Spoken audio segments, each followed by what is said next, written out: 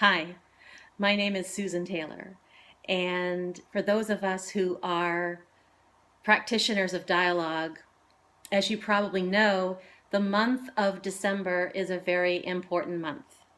It is the month when Dr. David Bohm was born on December 20, 1917.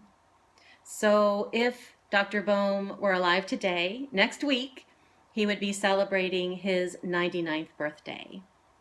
And in honor of that, I wanted to just take a couple of moments with you to share why dialogue is so meaningful to me and how it has helped to shape not only my own life and the way that I interact with others, but the lives of my clients as well. So if you were to ask David Bohm, what is dialogue? I think he might say something like this, that dialogue is freely flowing conversation in a group where people are trying to reach a shared understanding, a common meaning, and do so in a way where everyone is treated equally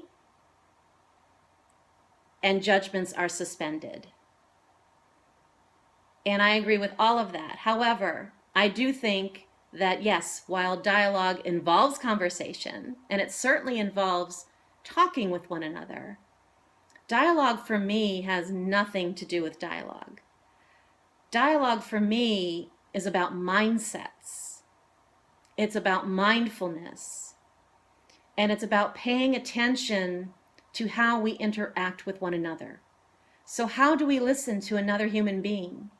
Do we listen with an intention to fully understand that person, especially when we disagree with that person?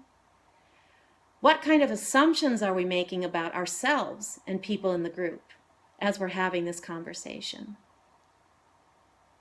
Are we really treating each other equally? Are we talking peer to peer, creating a space, an open space, where truly every voice is seen as valuable? Because if we can hear from every person in that group, what could we learn? David Bohm believed that if you could create true dialogue in a group, that new understandings would emerge. And I've had that experience many times, and it's beautiful and foundational.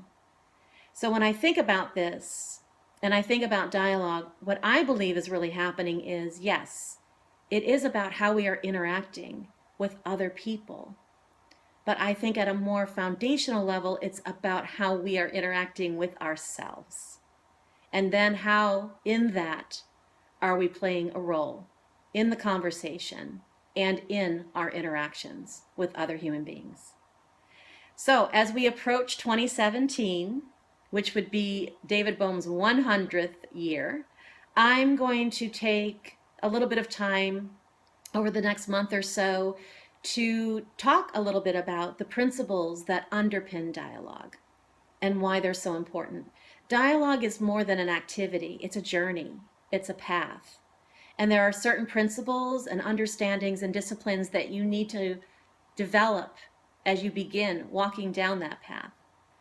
So I will be talking about the different principles that are used in dialogue as a way to celebrate, yes, David Bohm, but also as a way to share with you something that is so incredibly meaningful in my life.